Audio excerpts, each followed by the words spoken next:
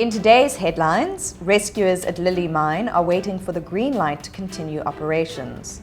Authorities halted their rescue mission after a third collapse over the weekend. 900 rescuers had been working around the clock to find Yvonne Mnisi, Priti Mazibuko and Solomon Nyirenda. The week-long operation is on hold pending a safety report. Former prosecutor and DA MP Glynis Breitenbach appeared in the Pretoria Magistrates Court this morning.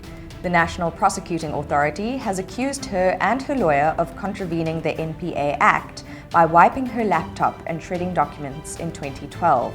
The two were released on R10,000 bail. And finally, Australian police caught 4 Hong Kong passport holders smuggling 720 litres of liquid methamphetamine into Sydney. The 4 stashed the drug in silicone bra inserts and art supplies. The substance could have made about 500 kilograms of high-grade crystal meth worth more than 14 billion rand. For more on these stories, go to news24.com.